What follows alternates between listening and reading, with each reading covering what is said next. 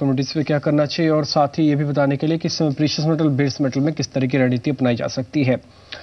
लेकिन सबसे अहम इस समय यह है कि जो नई बैंकिंग की जो गाइडलाइंस आई हैं उसको समझने के बाद अब किस तरह की आगे की रणनीति हो सकती है अलग अलग कंटेंडर्स के, अलग अलग पार्टिसिपेंट्स की, वो एक बार जानने की कोशिश कर लेते हैं। मेरे साथ आज सचिंद्र नाथ जुड़े हैं जो कि ग्रुप सीईओ हैं रेलिगेयर एंटरप्राइज के। सचिंद्र, शुक्रिया आज समय देने के लिए जी बिजनेस को। मेरे को ध्यान एक बार आपसे पहले भी मेरी बात हुई थी, उस समय पॉलिसीज की गाइडेंस नहीं आई थी, लेकिन अब आ चुकी है और आई होप आपने पूरी तरह से इसको एनालिसिस भी किया होगा। मैं पहले नेगेटिव्स के साथ कंटिन्यू करना चाहता हूं, जहां पे 25% आपको ब्रांचेस खोलने अनबैंक्ड एरिया के अंदर, आपका कैपिटल कैप हो जाएगा 5 इयर्स के अंदर 40% इक्विटी कैपिटल, प्लस कुछ नॉर्म्स के अंदर ये भी बताया गया कि सिर्फ आरबीआई नहीं बल्कि कई और एजेंसीज भी उसको स्क्रूटनी करेगी, रेट करेगी। मैं इस नेगेटिव के साथ फाइंड के साथ आगे चलना चाहता हूं कि आप इसको कैसे अपनी कंपनी के लिए फिट समझते हैं और आपका स्टैंड क्या पूरी पॉलिसीज को पढ़ने सुनने के बाद।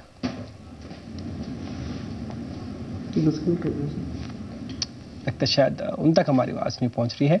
वापस से जुड़ने की कोशिश करेंगे और जानेंगे कि जो चैलेंजेस जुड़े हुए हैं इस गाइडलाइंस में, वही इस समय एक सबसे इंपॉर्टेंट पॉइंट है। देखिए, बैंक लाइसेंस के लिए कई कंपनीज ने पहले से मन बनाया हुआ है, उसके लिए पूरी तरह से प्रिपेयर है, लेकिन इस बार ज़्यादातर एक्सपर्ट्स का ये मानना है कि जो बैंकिंग गाइडेंस जारी की गई हैं उसमें आरबीआई ने इस चीज़ का भी ध्यान रखा है कि स्पेकुलेटिव मूव ना हो।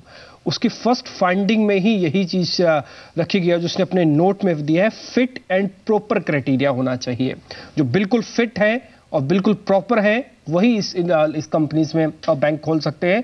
अगर फिट और प्रॉपर नहीं है तो नहीं होगा। फिट और प्रॉपर के काफ़ी एलोबरेटेड वेज है, जैसे हम लगातार आपको बता रहे हैं कि उनका 25% उनको रूरल ब्रांचेस खोलनी पड़ेंगी, साथ ही 40% इक्विटी कैपिटल उसको भी कैप रखना पड़ेगा, कई सारी चीज़ें हैं। लेकिन उससे पहले आप एक बार मार्केट पे वापस लौटते हैं और ये समझ लेते हैं आज का मार्केट चैंप कौन सा है और इसके अलावा इस मार्केट में ऐसा कौन सी कॉल है जो कि एक पोजिशनल ट्रेड बन सकती है। फटाफट से पहले मार्केट चैंप देखते हैं, बाद में सचिंद्र से बात करेंगे। मार्केट चैंप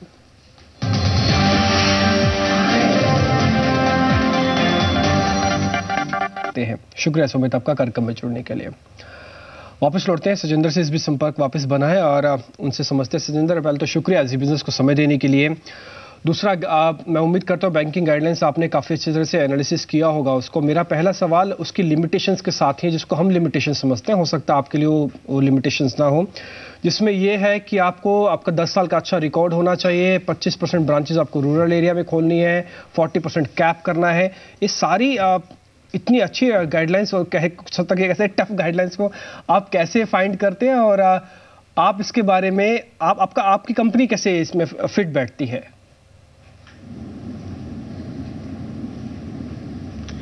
देखिए, जहाँ तक बैंकिंग गाइडलाइन का संदर्भ है, आप इसको दो तरह से देखिए। एक तो ये इस माने में बहुत अच्छी है कि हर कोई बैंकिंग के लिए अब अप्लाई कर पाएगा। तो अगर आप ड्राफ्ट गाइडलाइन देखें और ये करंट गाइडलाइन देखें तो कोई प्री एक्सक्लूजन नहीं है। तो ऐसा नहीं है कि कोई एक सेक्टर के लोग अप्लाई नहीं कर सकते। तो जो सेंट्रल बैंक का और जो गवर्नमेंट का उद्देश्य है कि भारतवर्ष में बैंकिंग का जो व्यापार है और बैंकिंग का जो प्रसार है वो बढ़े, तो उस उद्देश्य से जो कोई वो कार्य कर पाएगा वो बैंकिंग क्षेत्र में जा पाएगा। जहाँ तक रिस्ट्रिक्शंस की बात है, सेंट्रल बैंक का ये उद्देश्य है कि वो कोशिश करे कि जो अपना वित्तीय व्यापार है या वित्तीय मार्केट है वो बहुत ही सेफ एंड सिक्योर रहना चाहिए। उसकी सेफ्टी एंड सिक्योरिटी के लिए जो भी रिस्ट्रिक्शन उन्होंने डाला है, मेरे विचार से वो बहुत अच्छे हैं।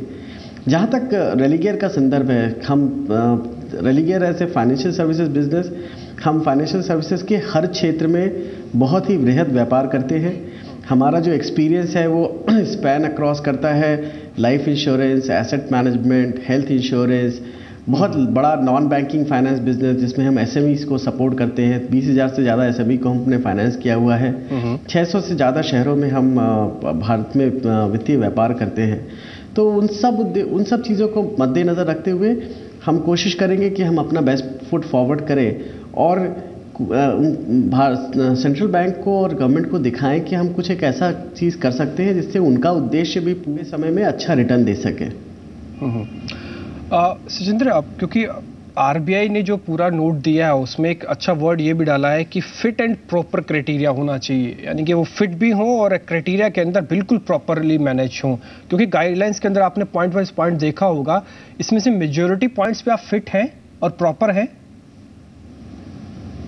जो देखिए फिट और प्रॉपर का जो डिफिनीशन है वो सेंट्रल बैंक ये देखेगा कि आप हर संदर्भ में आप जो है वो बैंक व्यापार चलाने के लिए क्वालिफाइड हैं। हम आज के दिन में ऑलमोस्ट एवरी रेगुलेटर जो इंडिया में है उससे रेगुलेट होते हैं।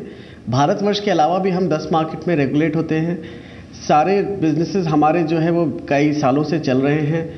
इसलिए हमको लगता है कि फिट एंड प्रॉपर की डिफिनीशन में हम बहुत खरे उतरेंगे और वो एक कोई समस्या का कारण हमारे लिए नहीं होना चाहिए।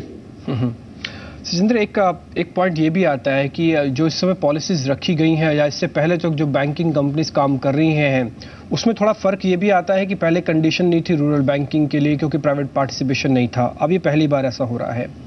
तो ये 25% जो अनबैंक्ड एरिया के अंदर होगा, ये आपकी टोटल पूरी अब जो भी एक्सपेंशन होने वाला है या फिर जो भी लाइसेंस के साथ आप आगे बढ़ेंगे, ये एटलीस्ट ये तो नहीं समझे कि एक शुरुआत में ही एनपीए की तरह काउंट होगा कि हाँ 25% जो भी हम ब्रांचेस खोल रहे हैं कोई बिजनेस नहीं मिलने वाला, खर्चा तो होगा ही इसमें भी। देखिए 2 चीज़ें हैं। एक तो जो उद्देश्य है नए बैंक के लाइसेंस देने का, वो उन 50% भारतवर्ष की जनता को जो कि बैंक नहीं है उनको बैंकिंग सेक्टर में लाने की है। तो नए बैंक से ये अपेक्षित है कि वो अचीव करेंगे उन क्षेत्रों में जाने की। अब ये हमको देखने की आवश्यकता है कि हम कैसे बिजनेस मॉडल को बिल्ड करें कि इवन विद रूरल ब्रांचेस हम लॉन्ग टर्म में सस्टेनेबल बिजनेस बनाएं। विश्व में बहुत सारे ऐसे मार्केट हैं जो कि अनबैंक्ड रहे हैं, जहां बैंकों में टेक्नोलॉजी इनोवेशन का यूज करके बहुत ही प्रॉफिटेबल बिजनेस मॉडल बनाया है। बट मैं आपको बताऊं कि इसको करने के लिए समय की आवश्यकता होगी। अगर कोई सोचता है कि वो आज के दिन बैंक लाइसेंस लेके कल के दिन बहुत बड़ा प्रॉफिट जनरेट करना कर देगा, तो वो नहीं हो पाएगा। आपको आवश्यकता होगा कि आप बहुत ही ध्यानपूर्वक और लंबे समय में ये बिजनेस बिल्ड करें। जहाँ तक रेलिगेयर का क्वेश्चन है, हमने बहुत सारे बिजनेस में बहुत पेशेंट कैपिटल डाला है और हम धीरे धीरे उनको बिल्ड कर रहे हैं। चाहे वो हमारा लाइफ इंश्योरेंस बिजनेस हो, चाहे हेल्थ हो, और इवन चाहे हमारा एनबीएफसी बिजनेस हो जिसमें हम एसएमई को सपोर्ट करते हैं, एक वृहद मार्केट में काम करते हैं। ये सब टाइम लेता है। फॉर्चुनेटली हमारे पास कैपिटल बैकिंग है, हमारे प्रोमोटर्स ने हमको मैनेजमेंट को टाइम दिया है एक अच्छे समय में रिटर्न जनरेट करने का, तो हमको ये बहुत बड़ी समस्या या चैलेंज नहीं लगता।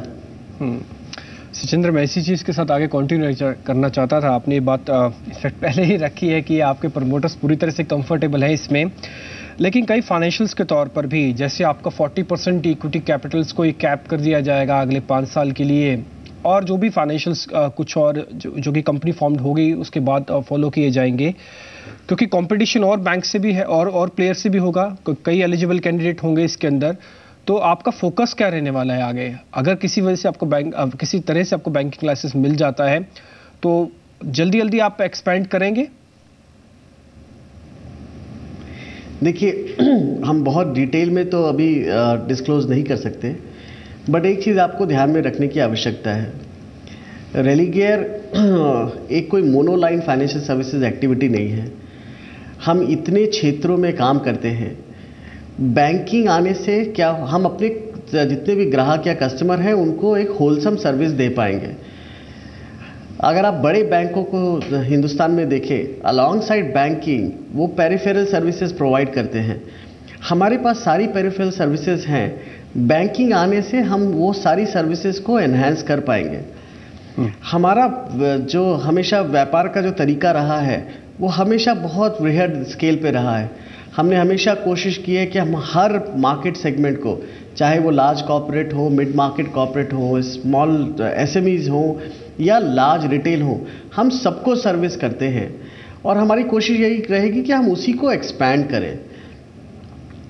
बिल्कुल सचिंद्र, शुक्रिया, बहुत बहुत धन्यवाद जी बिजनेस को समय देने के लिए, बताने के लिए कि आप पूरी तरह से इसमें फिट एंड प्रॉपर बैठ रहे हैं जो कि इस समय गाइडलाइंस रखी गई हैं और एप्लीकेशन प्रोसेस शुरू होगी, उसके बाद भी हम उम्मीद करेंगे आपसे वापस बातचीत हो पाएगी और जानेंगे कि आपकी कंपनी की आगे की विस्तार की फिर योजनाएं क्या है। शुक्रिया फिलहाल तो समय देने के लिए और बताने के लिए। गाइडेंस आपके बिल्कुल अनुकूल है और आप इसके लिए आगे बढ़ेंगे, आप इसके लिए अप्लाई करेंगे। शुक्रिया आपका।